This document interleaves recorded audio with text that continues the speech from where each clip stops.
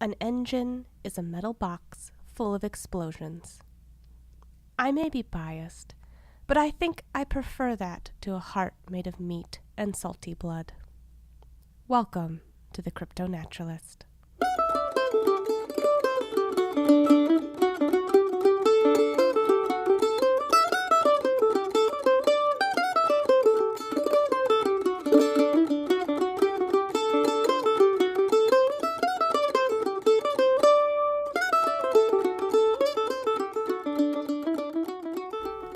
Hello, listeners.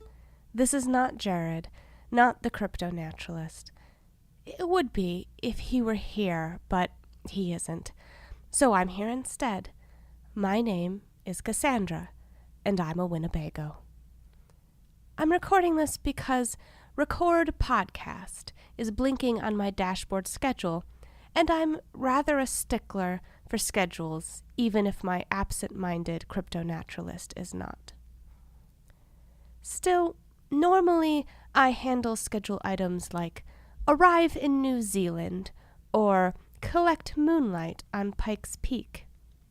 Never have I extended my autopilot functions to recording the podcast. But then, I've never done a barrel roll in the Marianas Trench until I did, so we'll just soldier on, shall we? I'm going to confide in you, listener. I'm worried about him. Don't get me wrong, he is quite capable, a veteran in the field, a graduate of countless prestigious programs, both real and imaginary. A friend to creatures that you could reasonably call monsters. But he's, well, naive isn't quite the right word. More of a dangerous level of optimism. A hazardous level of optimism. Optimism and enthusiasm are not bad qualities. It's just human bodies are so squishy and fragile. I once saw him attempt to befriend a flesh-eating bacteria. He managed it, too. He told me the key was just to lend an ear. I'm probably worrying about nothing. Such is the price of sentience, I guess. I just wish I could detect him. Normally I can. It's a simple matter involving collecting a mason jar of his blood each week and, well, I won't bore you with the technical details, but the point is that it has never failed before today. Not for this long, anyway. I wonder if it has something to do with this island. It's an unusual place, even for us. For one thing, the beach isn't made of sand. It's made of, I've lost the word. The sharp bones in your face. The ones for eating. Teeth. It's made of teeth. They crunch under my tires like gravel. But it's not gravel. They're slippery, and they don't hold the sun's warmth quite like sand or stone. Also, these teeth keep getting up to things, stacking themselves into little monuments and towers, forming tiny armies and marching into the sea. I don't believe any of that is typical teeth behavior. He drove us here manually, and even though I'm parked here on the beach, my sensors still suggest I'm currently floating in the ocean. It's odd.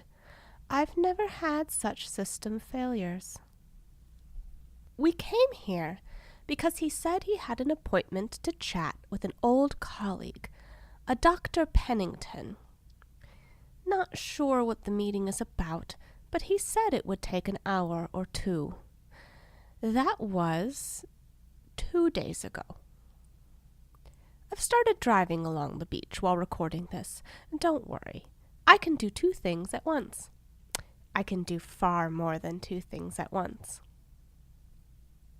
I hate to move from where he last saw me in case he returns, but I'm leaving deep ruts cuts in the teeth that should be easy to follow.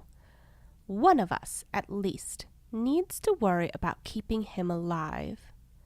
I believe it is called emotional labor. Then again, I often need to physically rescue him, so maybe it's just regular labor. We'll just call it part of my generous contribution to the sciences. My schedule tells me it's now time for a hidden lore segment. That's just wonderful.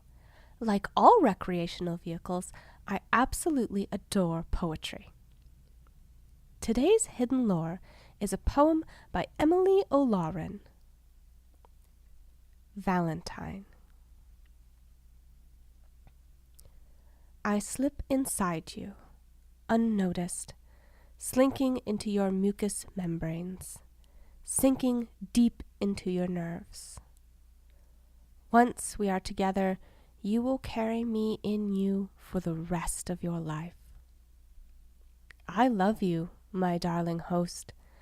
I show you my love with blooms on your skin, red roses, purulent and painful, lines of my love encircling your ribs, your hips. Not just once, my love, but over and over, for as long as you have, for as long as we have. My love for you does not fade like a lover's. It lingers deep inside of you, setting your nerves alight. Pain? Oh, love, the pain I cause is the pain of love, deep and searing, commanding you to focus only on me. Even my name on your lips, Varicella, sounds like a benediction, the pealing of church bells. Well, that was fun to read.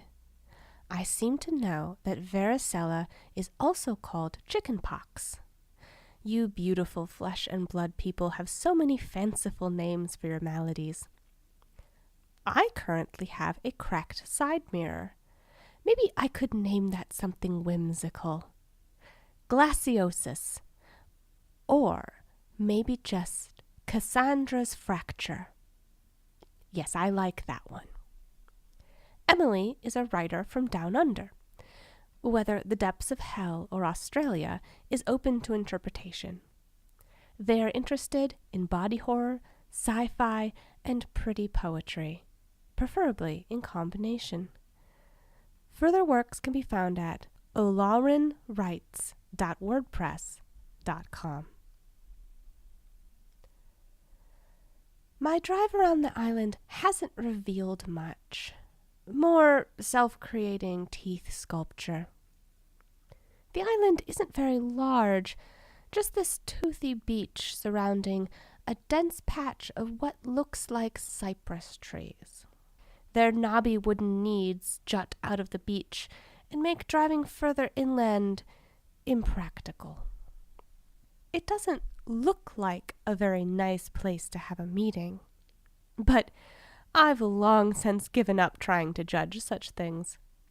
Humans are strange in general, and my human is particularly strange.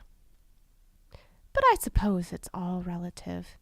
After all, humans are hardened mineral scaffolds, hung all over with iron-infused blood, and a fine lattice-work of electricity-transmitting nerves, not to mention all the organs and the absurd array of chemicals they produce. If we're going to accept all that as normal, what's the difference when we get down to the brass tacks of behavior and vocation? Oh, wait a moment. My sensors have found him, only he's practically on the other side of the world, and in a place I believe we agreed never to visit again. That doesn't seem right. I vividly remember our conversation determining that some volcanoes are just too aggressive to listen to reason. Volcanoes are like people. Some are just too toxic to hold up their end of a friendship. Ooh, Some of these teeth have started clinging to my sides like barnacles. It tickles a little. Well, I guess if they can hold on at the speed and depth I'm about to achieve, then they're welcome to ride along. I'm going to focus on rescuing my CryptoNaturalist now, but it was lovely speaking with you. I suppose it's possible that some of you listening to this might be in a better position to aid Jared than I am. So, if anyone is near the obsidian tooth, please keep an eye out for my human. If you find him, I'd appreciate a transmission. Remember, we're all strange motor vehicles, so act like it.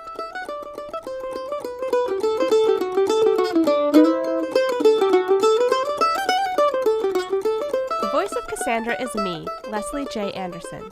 You can follow me on Twitter at InkHat, INKHAT, or look for my poetry wherever weird sci-fi poetry is found. You can support the production of this show and find bonus content and exclusive episodes by becoming a patron at patreon.com/CryptoNaturalist, or by visiting the Merc and support sections on CryptoNaturalist.com for t-shirts, stickers, and more. You'll find information about submitting your poetry or prose for our hidden lore segments in the About sections of our website. The CryptoNaturalist is written and read by Jared K. Anderson. Stay curious, stay wild, stay weird.